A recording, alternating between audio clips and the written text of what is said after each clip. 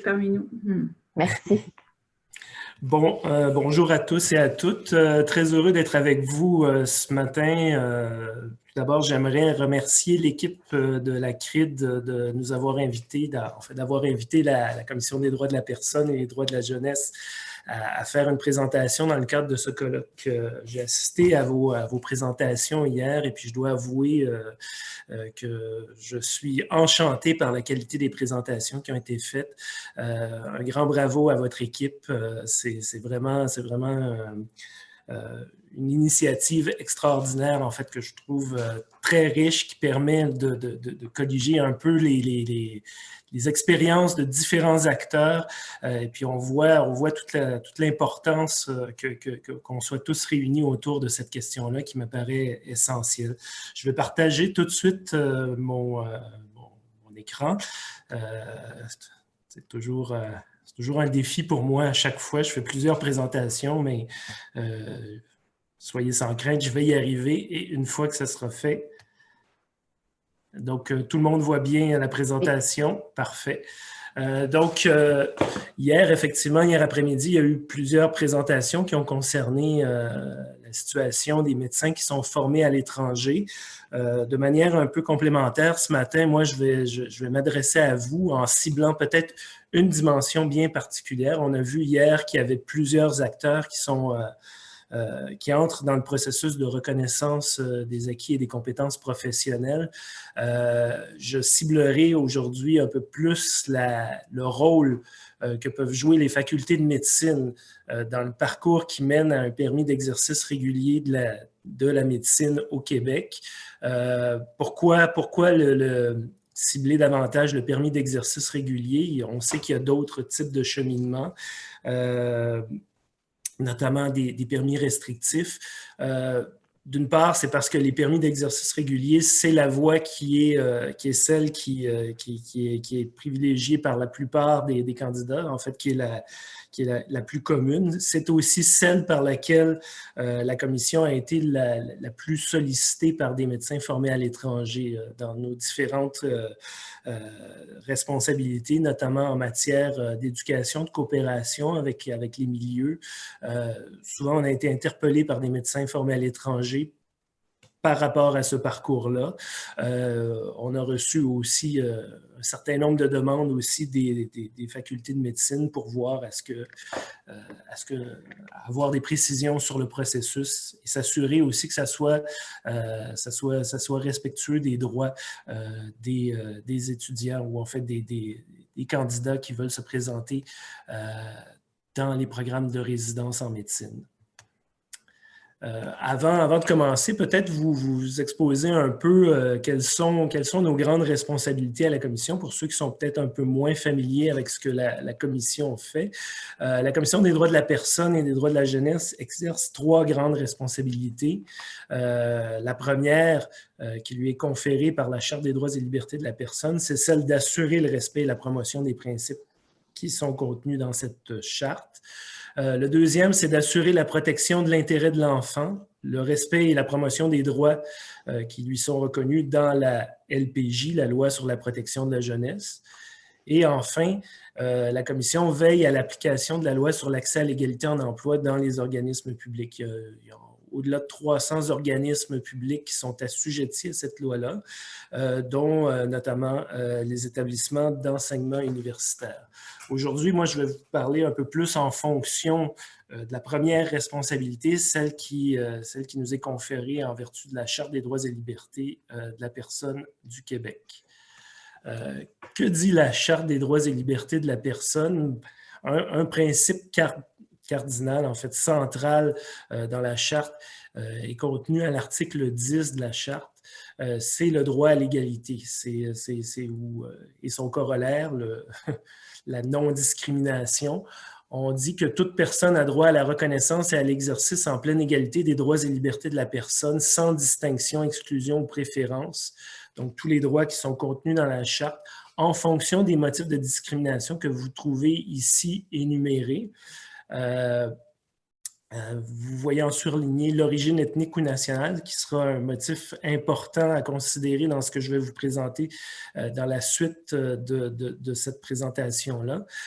Sachant par ailleurs que dans l'accès à des programmes de résidence en médecine, souvent, il peut y avoir un cumul de motifs de discrimination. L'origine ethnique ou nationale peut être en lien aussi avec la couleur de peau, peut être en lien avec la race, peut être en lien aussi avec l'âge, le sexe. On voit qu'il peut y avoir des incidences sur le parcours des candidats qui sont formés à l'étranger. Donc, c'est important d'avoir aussi en tête ces motifs, mais de façon majeure, c'est l'origine ethnique ou nationale qu'on va considérer.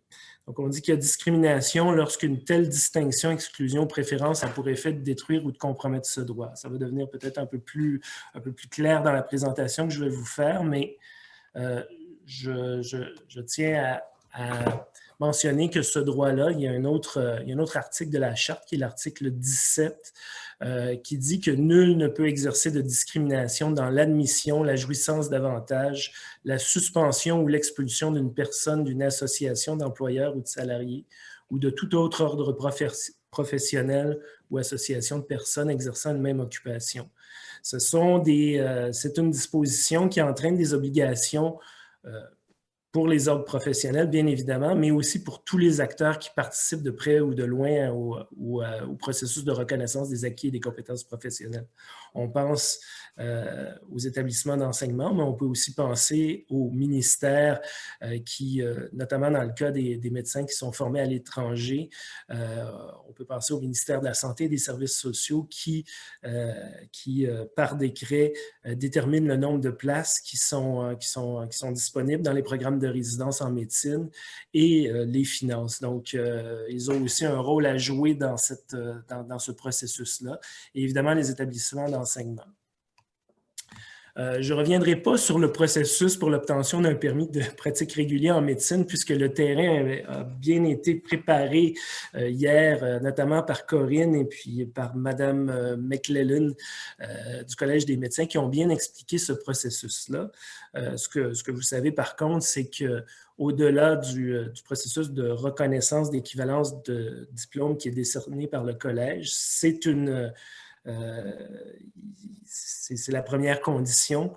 Il y a ensuite l'idée de compléter une formation postdoctorale lorsqu'on est dans un cheminement régulier, une résidence en médecine dans l'une des 4 facultés, dans une spécialité qui est choisie par le candidat.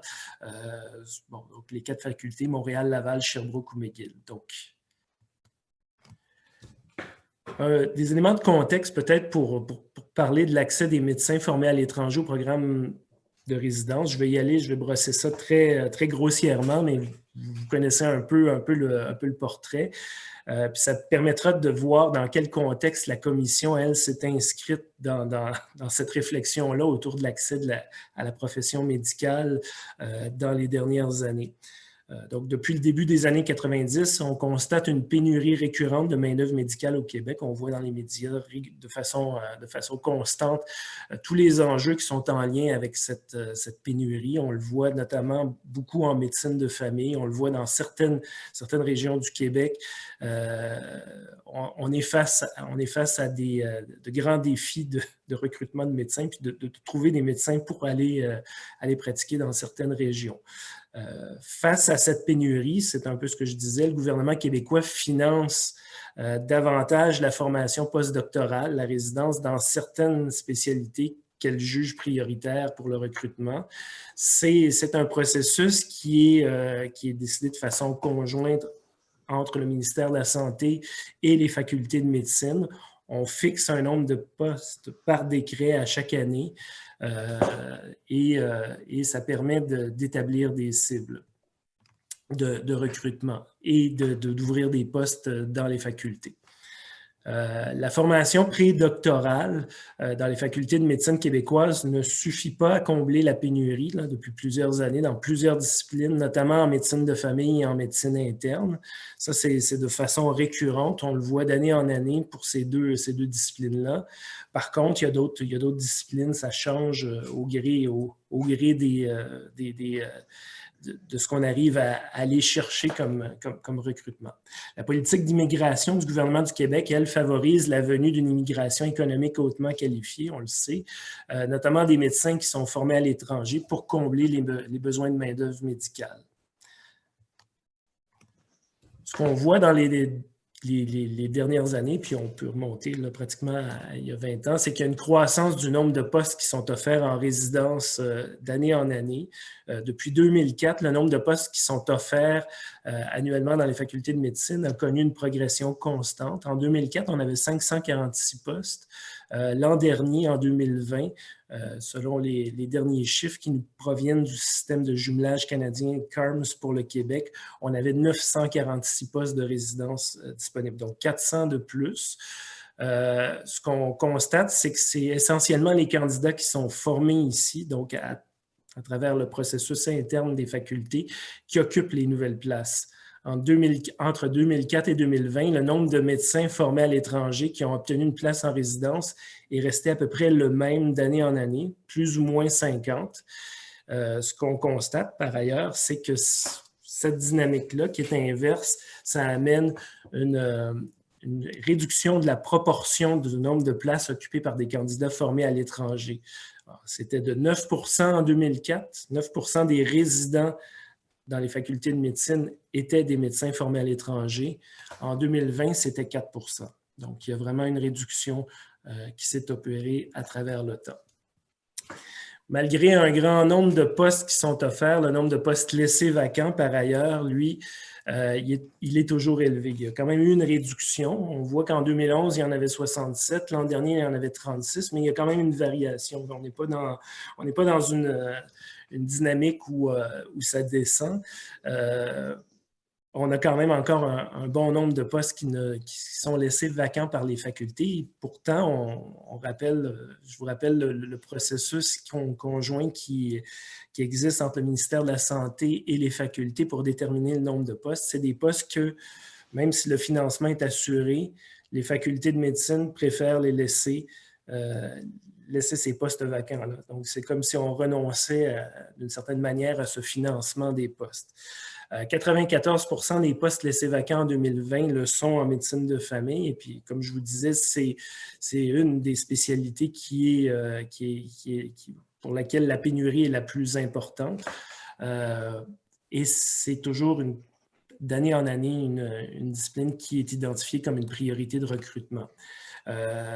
Si on fait la comparaison avec le reste du Canada, 64 % des postes qui sont laissés vacants au Canada en 2020 le sont au Québec, toutes spécialités confondues. Il y a même eu des années où c'était au-delà de 70 %, près de 80 %.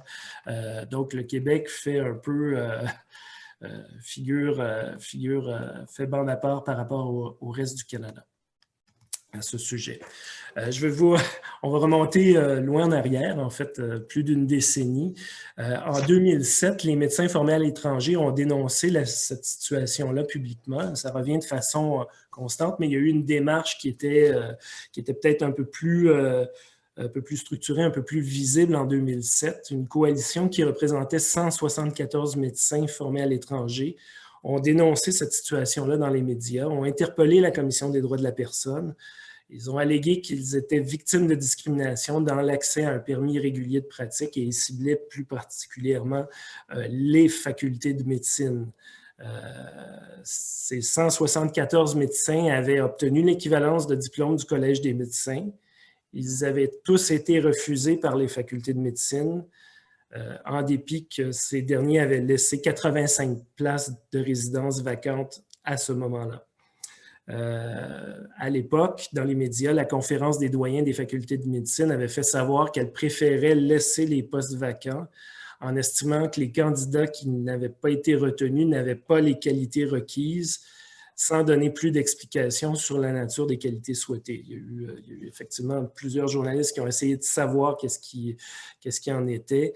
Sur le plan politique, effectivement aussi, le ministre de la Santé de l'époque, M. Philippe Couillard, avait dit être étonné de la situation, mais on n'avait pas obtenu à l'époque plus d'informations de la part des la conférence des doyens des facultés de médecine. C'est ce qui avait amené à l'époque la commission, devant l'ampleur de cette exclusion-là, la commission avait décidé de procéder à une enquête systémique de sa propre initiative en mettant en cause les parties suivantes, ce que vous voyez sur la diapositive. Le ministère de la Santé et des Services sociaux, étant donné que c'est celui qui détermine par décret le nombre de postes qui doivent être disponibles dans les facultés et qui les finance. Le Collège des médecins du Québec, étant donné qu'il est un des acteurs centraux de ce processus, pour voir effectivement aussi dans le lien avec les universités, qu'est-ce qui pouvait achopper dans la reconnaissance même de la reconnaissance des diplômes qui est fait par le Collège des médecins par les universités. Et enfin, les 4 facultés de médecine. Ça a été un processus quand même où il y a eu un travail documentaire très, très important qui a été fait. Plus de 11 500 pages de documents officiels nous parvenant des universités et des autres parties mises en cause. On a analysé plus de 1200 dossiers de candidats. Ça nous prenait un comparatif pour faire une analyse en termes de discrimination entre des candidats formés ici, dans les facultés québécoises, et des candidats formés à l'étranger. Plus d'une quarantaine de déclarations d'intervenants clés de chacune des parties mises en cause, bien évidemment, mais aussi beaucoup de directeurs de programmes des facultés de médecine, des doyens aussi. Des données sur le processus de sélection de 2004 à 2010 qui nous parvenaient à la fois du CAMS et des universités, une recension des écrits pour voir ce qui se passait dans d'autres contextes nationaux. C'est un processus quand même qui a été assez long, qui a duré près de 3 ans entre la résolution de la commission de mener cette enquête au printemps 2007 et le rapport final d'enquête qui a été rendu public en août 2010. Ce qu'on a pu observer, qui est apparu manifeste très, très rapidement, c'est qu'il y avait effectivement dans l'ensemble du processus un blocage au niveau des facultés de médecine. Le processus de reconnaissance de l'équivalence du diplôme du Collège des médecins, ce qu'on voyait, c'est que les examens étaient standardisés. C'était depuis 2009 les mêmes qu'au moment même, pendant que l'enquête a été réalisée, les mêmes que dans le reste du Canada depuis 2009. Mais ce qu'on voyait, c'est que par rapport aux autres provinces canadiennes, la reconnaissance même du processus d'équivalence de diplôme était beaucoup plus en tout cas, c'était plus simple dans les autres provinces canadiennes. Il y avait une reconnaissance de ce processus-là. On ne réévaluait pas certains types de connaissances rendues au moment de la demande d'admission à un programme de résidence. Donc, malgré le décret ministériel qui fixe le nombre de places disponibles en résidence, le financement qui est associé, on a vu pendant toutes ces années que les facultés ne comblaient encore pas toutes les places. Ce que la conférence des doyens des facultés de médecine nous a affirmé dans le cadre de l'enquête, c'est que l'équivalence du diplôme ne permettait pas de juger de la qualité du candidat ni de présumer de sa réussite en résidence. On pouvait dire, ben oui, effectivement, le diplôme peut être un équivalent, mais ce n'est pas un prédicteur de la réussite du candidat en résidence et nous sommes là pour assurer que leur réussite. Donc, d'où la nécessité de réévaluer le dossier de chaque candidat formé à l'étranger, pas sur l'ensemble de ce qui est évalué par le Collège des médecins, mais sur plusieurs compétences, notamment les compétences cliniques. Donc, un exemple, les candidats étaient soumis à nouveau à des évaluations ECOS qui avaient par ailleurs déjà été faites par le Collège des médecins. Donc, c'est comme une double évaluation qui est faite. Donc, comme je vous le disais, on a analysé un nombre important de dossiers, un échantillon de 1204 dossiers, 554 candidats formés ici, donc des diplômés canadiens ou américains, ou formés en contexte nord-américain, et 650 candidats formés à l'étranger pour avoir un comparatif. Dans les 6 programmes qui étaient jugés prioritaires pour le recrutement dans ce processus de sélection-là. Donc, médecine de famille, interne, psychiatrie, radio-oncologie, anatomopathologie et anesthésiologie. Les constats généraux, les directeurs de programme nous disaient qu'ils appréhendaient des difficultés au regard de la réussite des candidats formés à l'étranger. Mais ce qu'on a pu voir, c'est que ce n'était aucunement documenté. Outre le fait, en fait, le seul indicateur qu'on avait, c'était le temps qui était requis pour des candidats des HCEU pour compléter leur programme de résidence. Est-ce qu'ils étaient hors normes? Par exemple, un programme qui dure 24 mois en médecine de famille, de combien de mois on pouvait excéder? Sachant qu'il y avait peu de candidats qui étaient retenus par les facultés de médecine, qui avaient une exclusion très, très importante, on comprendra qu'il peut y avoir des éléments de distorsion statistique, c'est-à-dire que dans les délais pour répondre aux exigences du programme, quand on est hors norme, c'est sûr que si on a l'ensemble de nos candidats qui sont formés ici, si on a un contingent de 500 ou 600 candidats formés ici et qu'il y a une dizaine de personnes, une trentaine de personnes qui sont hors délai, qui l'excèdent, l'effet est moindre que si on a 20 candidats qui sont formés à l'étranger pour lesquels il y en aurait 6 ou 7 qui auraient excédé le délai prescrit. Donc, ça a un effet. Sur le plan qualitatif, les difficultés ne sont pas, que ce soit par les superviseurs de stage ou par les directeurs de programme, ne sont pas recueillies. M. Gariepi, hier, parlait de l'importance de collecter des données. Dans le cadre de l'action des facultés de médecine, ce qu'on s'est aperçu, c'est qu'il n'y avait pas de documentation de ces obstacles-là. Ça reste encore aujourd'hui un enjeu très, très important sur lequel il faut agir. Les directeurs de programme avouent de leur propre chef aussi manquer d'outils pour évaluer la qualité de la formation obtenue par un candidat à l'étranger. Ils estiment ne pas avoir les outils pour comparer les résultats obtenus par ces candidats avec des candidats qui sont formés ici. Ça, c'était le portrait en 2007. Il y a eu des travaux qui ont été faits par les doyens des facultés de médecine, mais il reste que selon les programmes, on manque d'outils pour pouvoir évaluer encore une fois la qualité de la formation dans certaines universités, dans certaines facultés de médecine ailleurs dans le monde. La majorité des directeurs à l'époque nous disaient que ils avaient comme avis que le contexte de pratique est différent en Amérique du Nord du reste du monde. Donc, pour cette raison, ils estimaient qu'un nombre élevé de candidats aurait de la difficulté à s'adapter. Selon ces directeurs, les candidats qui étaient issus des pays du Commonwealth seraient plus près de la pratique ici.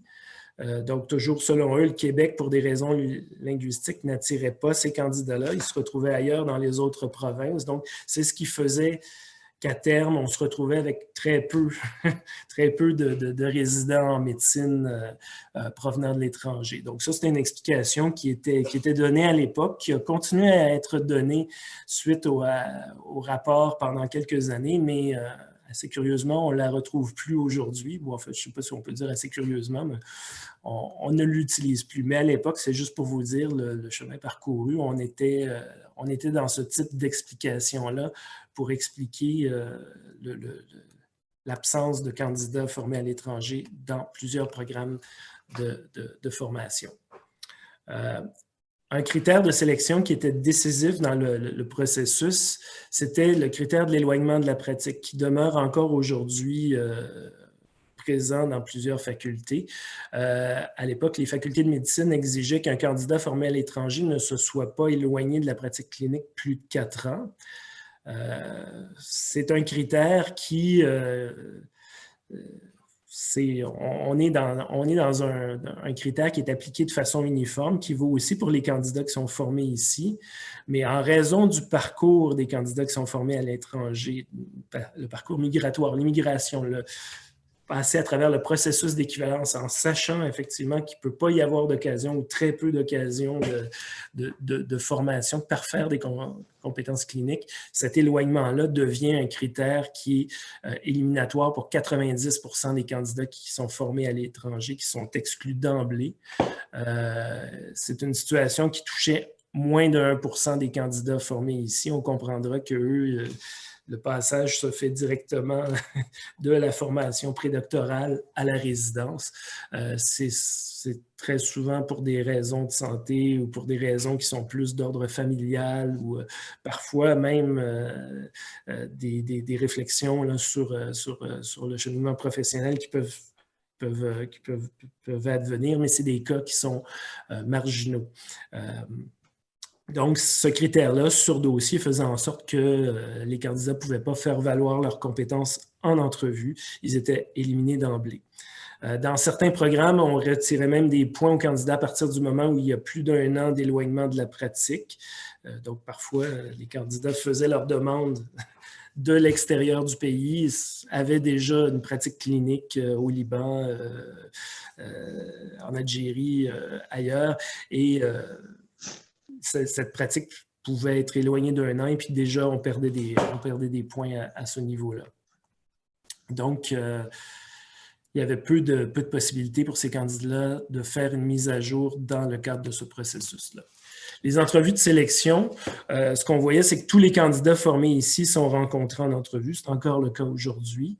Selon les programmes, il y avait entre 12 et 28 % des candidats qui étaient formés à l'étranger qui étaient rencontrés en entrevue dans ceux qui n'avaient pas été éloignés de la pratique. Puis généralement, c'est en lien avec le cheminement dont je vous parle, des gens qui faisaient la demande de l'extérieur et puis qui avaient pu prévoir le coût, mais encore faut-il comprendre que pour la plupart des candidats, c'était la découverte en arrivant ici du fait qu'ils ne pouvaient pas avoir cette mise à jour clinique-là en arrivant, en s'inscrivant dans le processus de reconnaissance professionnelle. Plus la capacité d'accueil était grande dans un programme, plus le pourcentage était faible. En médecine de famille, on était aux 12 %. En général, le processus, c'est 20 minutes d'entrevue, 10 minutes consacrées à des mises en situation cliniques qui ont par ailleurs, comme je vous le dis, qui étaient déjà évaluées par le CMQ. Un critère qui persiste, qui existe encore aujourd'hui dans plusieurs programmes, qui était celui de l'inculturation médicale qu'on retrouvait dans les dossiers des candidats comme un critère dans les grilles d'évaluation. C'est un critère qui est relatif à la connaissance de la pratique médicale au Québec. Ce qu'on demande aux candidats, c'est d'avoir une bonne connaissance de plusieurs éléments qui concernent l'organisation du réseau de la santé, les aspects légaux de la pratique au Québec, la relation médecin-patient, la pharmacopée. Ce n'est pas un critère qui est standardisé. Il n'y a pas vraiment de mesure de cette inculturation-là. Il n'y avait pas d'outils non plus. On a cherché pour en trouver ailleurs sur le plan médical. Est-ce que ça existait, ce type de critères-là, dans d'autres processus, notamment en Europe, dans d'autres provinces canadiennes? On n'a pas pu trouver. D'autres éléments aussi étaient liés aussi dans l'évaluation au style d'intervention du candidat. Puis là, on voit se profiler un peu des éléments qui peuvent être très subjectifs quand on est avec un outil qui n'est pas standardisé, à savoir si dans la relation patient-médecin, est-ce que le médecin se comporte de façon rigide, paternaliste, autoritaire, trop directive? C'est sûr que dans les dossiers auxquels on a eu accès aux notes des évaluateurs. Parfois, il y avait d'importants biais culturels qui se présentaient par rapport à certains candidats en fonction de certains bassins géographiques, je vous dirais, dire, bon, ben, on voyait se profiler certains éléments, notamment sur le style paternaliste et autoritaire. On a beaucoup vu de réactions qui concernaient des candidats qui provenaient du Maghreb, en disant ben, c'est pas le style qui est privilégié au Québec. Donc, on voit les biais culturels qui s'y présentent. D'autres critères non standardisés dans l'évaluation, l'intérêt pour la spécialité choisie, en deçà des attentes ou au-dessus des attentes. On n'a pas pu trouver dans ce critère-là non plus d'outils standardisés pour déterminer comment on peut évaluer l'intérêt pour la spécialité choisie. Les capacités personnelles, les autres intérêts, la maturité du candidat Et un critère qui comptait quand même pour beaucoup, notamment en médecine de famille, qui continue à être appliqué dans certains programmes, ce qu'on appelait la désirabilité du candidat. On le met en guillemets ici parce que ça nous questionne un peu. C'était un critère où on disait, bon, j'aimerais travailler avec lui et avec elle, je n'aimerais pas travailler avec lui et avec elle. Donc là, on est vraiment là, dans une espèce de processus de sélection où on peut comprendre qu'il y a toujours, toujours un aspect qui peut être un peu plus traité dans une relation interpersonnelle, dire, bon, ben, on a des affinités ou on n'en a pas, mais quand ça devient un critère qui est présenté au même titre que les autres dans des grilles d'évaluation, ça devient problématique.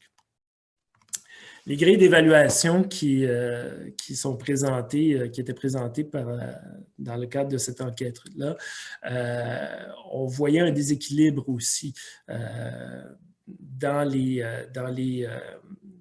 sanctions, si on veut, là, qui mènent à l'admission entre les candidats formés ici et les candidats formés à l'étranger. Il y avait 4 niveaux pour l'appréciation globale du candidat. Pour les candidats qui sont formés ici, on voit qu'il y a effectivement des catégories qui sont un petit peu plus négatives, mais on a quand même un équilibre entre ce qui est négatif et ce qui n'est pas négatif et qui va avoir un impact sur la décision d'accepter ou non un candidat en médecine. Pour les DHCEU, on voit que la meilleure catégorie qui puisse être proposée en médecine de famille, c'est un candidat qui a de bonnes chances de fonctionner comme le font la moyenne des finissants du Québec admis. Pour le reste, on présuppose qu'il y a besoin d'encadrement pour les trois autres. Enfin, il y en a un où on ne devrait pas admettre. Pour les 2 autres, on parle de difficultés majeures de performance. Ou d'un encadrement pédagogique particulier. Ces critères-là, l'application de ces critères-là fait en sorte que très souvent, ça a pour effet d'exclure les candidats. Donc, on voit que l'appréciation d'emblée, a priori, elle est négative pour les candidats qui sont formés à l'étranger. Dans les autres éléments qui étaient observés, puis on va revenir un petit peu plus sur la situation présente en lien avec des recommandations que la Commission a faites. Ça va vous permettre on va revenir, on va atterrir en 2021. Il y avait beaucoup le manque d'informations pour les candidats qui sont formés à l'étranger. L'ensemble des candidats qu'on a pu rencontrer dans le contexte de l'enquête, et puis l'examen qu'on a pu faire aussi de la documentation qui était fournie aux candidats formés à l'étranger par les facultés, démontrait qu'il y avait peu ou pas d'informations qui étaient diffusées publiquement sur les critères de sélection des programmes de résidence. Certains critères importants n'étaient pas nommés sur les sites web des facultés de médecine, notamment le critère de l'éloignement de la pratique qui, comme je vous le disais, est éliminatoire. Ça reste encore aujourd'hui problématique pour plusieurs programmes. On n'a pas cette information-là. Autre chose, lorsque les candidats en faisaient la demande, dans le but éventuel de déposer une autre demande de candidature, ils étaient refusés par les facultés. Donc, ils ne pouvaient pas connaître les motifs de décision dans leur dossier. On leur disait, votre dossier est non compétitif. C'est ce que la lettre généralement mentionnait. C'est de façon plus ou moins standardisée. On se retrouvait toujours avec une lettre type qui était celle-là et puis ils ne pouvaient pas obtenir de rétroaction sur leur dossier, ce qui devenait difficile pour pouvoir corriger certains problèmes et présenter un dossier qui serait accueilli par les facultés. En fonction de cette enquête-là, et puis la Commission a proposé 11 recommandations. Et puis, c'est là où je veux faire un peu plus le lien avec la situation actuelle pour vous dire un peu qu'il y a eu quand même un certain nombre de progrès qui ont été faits, mais il y a encore énormément de difficultés. Comme je vous le mentionnais, il y a encore cet effet d'exclusion-là. Vous avez vu les données au début de ma présentation qui démontrent encore que, d'une part, il y a encore des places qui sont laissées vacantes. D'autre part, il y a comme une priorisation des candidats qui sont formés ici. Donc, qui font déjà partie une espèce de phénomène d'inbreeding. On est face à des candidats qu'on connaît, donc on les accueille, on les priorise d'une certaine manière. Et d'autre part, pour les candidats qui sont formés à l'étranger, bien, la proportion du nombre de candidats, elle, étant diminuée encore. Donc, on a encore cet effet d'exclusion-là. Et malgré certaines avancées, on est toujours avec un nombre réduit de candidats formés à l'étranger dans les facultés québécoises. D'ailleurs, le Québec, là-dessus, ce qu'on peut voir encore aujourd'hui, c'est que justement, sur la proportion des candidats formés à l'étranger, seul l'Alberta a un résultat qui est moindre que le Québec. Puis ce qu'on peut peut-être ajouter, c'est qu'au niveau de l'Alberta, dans l'accès au programme de résidence, qui est aussi un prérequis pour obtenir un permis de pratique en Alberta, on se retrouve en fait dans le premier tour. Il y a deux tours pour accéder au programme de résidence. Le premier tour est fermé aux candidats formés à l'étranger. Donc, on priorise les candidats qui sont formés en Alberta ou dans le reste du Canada ou aux États-Unis et on ouvre s'il reste des places disponibles au deuxième tour. Ça a pour effet, effectivement, de mener à une faible proportion de candidats formés à l'étranger en Alberta, mais le Québec est à peine plus haut encore aujourd'hui par rapport à d'autres provinces qui, elles, peuvent accueillir jusqu'à 30% de leurs candidats en résidence, de leur résidence, sont formés à l'étranger. On pense à la Saskatchewan et au Manitoba notamment. Donc, parmi les recommandations qu'on a formulées, il y en avait une, et puis je crois que M. Gariepi a bien insisté là-dessus hier sur les enjeux de coordination entre les différents acteurs. Ce qu'on constate, c'est qu'il y a encore des réticences à considérer certains aspects qui sont par ailleurs évalués par le Collège des médecins dans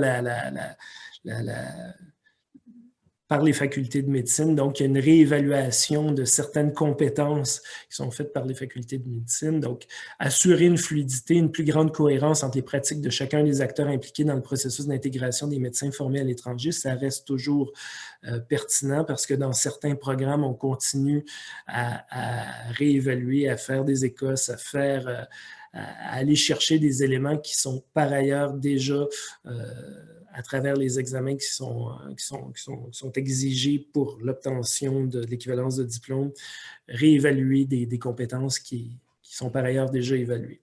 On a autre recommandation, documenter les difficultés vécues par les candidats formés ici ou à l'étranger, pouvoir avoir une perspective comparative aussi qui permet de dire, est-ce que les difficultés sont les mêmes pour les candidats formés ici, formés à l'étranger, sur lesquels on pourrait agir de manière à mieux les soutenir et proposer une mise à niveau pour les candidats formés à l'étranger avant une entrée en résidence lorsque cela s'avère nécessaire. Là, on est toujours dans le parcours régulier, mais cette idée d'avoir une mise à niveau, nous, ce qu'on voyait à travers d'autres processus, c'est l'idée que ce soit effectivement les facultés de médecine qui assument cette mise à niveau pour les contingents réguliers. On était dans une situation où c'était nécessaire qu'ils puissent documenter cette situation-là. On est toujours encore avec des a priori encore aujourd'hui dans plusieurs programmes. S'assurer que les facultés de médecine reconnaissent la valeur de l'équivalence accordée par le Collège des médecins, ce que je vous ai dit, ne procède pas à une réévaluation de ce qui a déjà été évalué. Standardiser les outils de sélection développés par les facultés et s'assurer qu'ils sont exempts de biais discriminatoires. On a eu dans nos activités d'éducation-coopération, on a eu à travailler avec certaines facultés sur leurs outils de sélection pour éviter qu'il y ait des biais discriminatoires, pour éviter qu'on soit face à des critères subjectifs comme ceux que je vous ai présentés, mais sans avoir le portrait complet de ce qui se fait dans l'ensemble des facultés, des programmes, on peut vous dire qu'il y a quand même des éléments dans certains programmes qui n'ont pas été révisés à ce niveau-là, et ça peut demeurer problématique. Sensibiliser et former le personnel des facultés de médecine à la diversité culturelle dans une perspective antiraciste et inclusive. C'est toujours des éléments sur lesquels on essaie de travailler. Évidemment, ben, ça se fait sur une base volontaire. Donc on a eu quelques liens avec certains programmes, mais disons que ce n'est pas quelque chose qui est implanté de façon générale. Pour le ministère de la Santé et des Services sociaux, s'assurer que les facultés ne laissent pas de place vacante dans les programmes jugés prioritaires pour le recrutement, bien, vous le voyez, en fait, ce que je vous ai dit, c'est qu'on a toujours ce problème-là.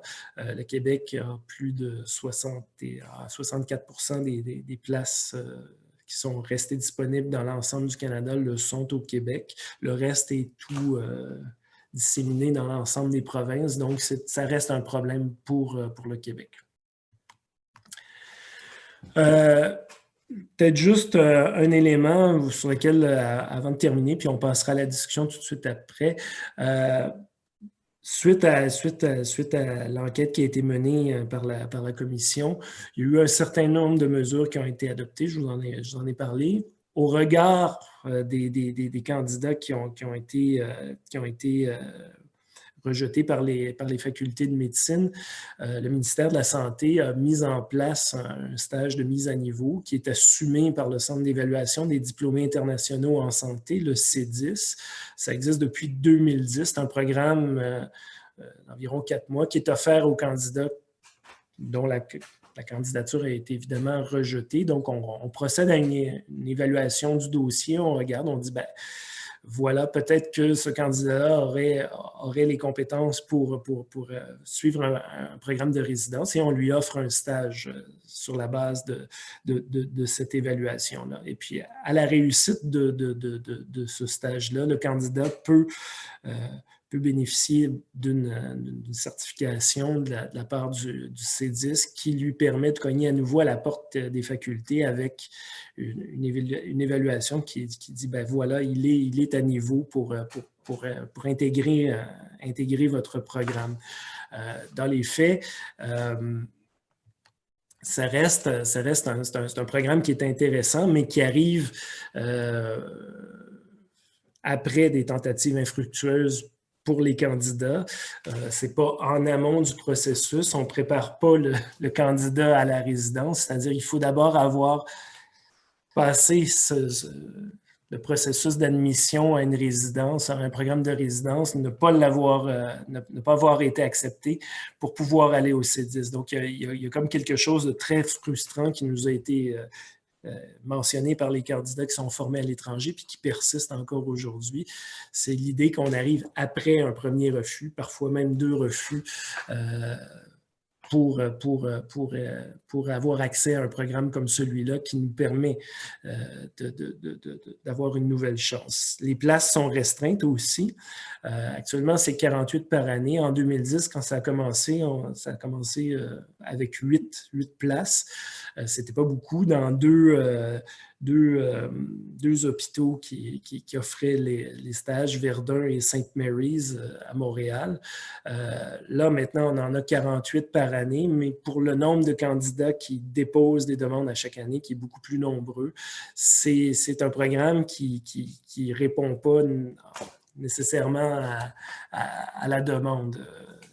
Donc, on est face à une situation où, effectivement, continue à se reproduire le cycle, un certain cycle d'exclusion pour plusieurs, ce qui fait en sorte que, effectivement, le fait qu'on ait un nombre de places restreintes et que une certification du CEDIS ne garantit pas d'être admis en résidence par la suite, bien qu'il y ait eu des améliorations. Dans les premières années, je vous dirais, en 2011, sur les 8 candidats, il y en avait la moitié qui avaient été, malgré tout, les facultés persistaient à ne pas les retenir, à les accepter pour un programme de résidence. Donc, il y a un travail qui a été fait, il y a une amélioration qui a été faite. La plupart des candidats aujourd'hui, sauf exception, sont acceptés par les facultés de médecine après être passés par le CEDIS, mais on reste avec un programme qui amène beaucoup de candidats et c'est ce que le CEDIS fait peut-être davantage maintenant, travaille avec eux pour une réorientation professionnelle vers d'autres professions de la santé, vers d'autres filières. Dans certains cas, ça peut amener des candidats aussi à reprendre la formation du début, la formation doctorale, vers la formation doctorale en médecine. Donc, on reste avec une situation qui est difficile, sur laquelle la commission continue à veiller. Le hic étant qu'on fait un suivi des recommandations, on fait un suivi des avancées. Il reste qu'il peut y avoir aussi d'autres voies pour les candidats qui sont formés à l'étranger pour faire valoir leurs droits. L'un de ceux-ci, c'est celui d'exercer des recours. C'est sûr qu'il peut y avoir des démarches qui peuvent être entreprises auprès des facultés de médecine, mais au-delà de tout ça, la commission, elle, peut accueillir des plaintes en matière d'accès à la résidence dans les facultés universitaires. Il reste cependant que pour plusieurs candidats, c'est une voie, après être passé à travers tout ce processus-là, qui peut être un peu douloureuse. On le conçoit, on est là aussi pour accompagner dans ce processus-là. Souvent, la crainte de ne pas pouvoir avoir leur seconde chance s'il y a un dépôt de plainte fait en sorte qu'on reçoit peu de cas à un niveau individuel. Donc, la commission, elle, face à cette difficulté-là pour des candidats formés à l'étranger qui vivent des situations comme celle-là, de ne pas pouvoir porter plainte, vouloir porter plainte, choisit d'y aller plus sous un angle systémique, sous un angle qui est plus politique, mais c'est clair que il y a encore place à l'amélioration et c'est là-dessus que la commission va continuer à veiller. Puis je pense que dans ces recommandations-là, on invite aussi les gens du milieu universitaire. On voit qu'il y a des initiatives qui ont été proposées ces dernières années. On pense notamment à la récente réflexion, le rapport qui a été rendu par le scientifique en chef du Québec, toute la réflexion autour de l'Université québécoise du futur, où on souhaite une meilleure université qui reflète davantage la diversité de la société québécoise. Ça vaut autant dans l'accès au programme de formation que dans l'accès à la profession comme telle. Donc, il y a encore un travail qui est à faire et c'est sur ces leviers-là que la commission travaille depuis quelques années. Donc, voilà. Donc, je vous remercie beaucoup et puis je suis prêt à accueillir vos questions.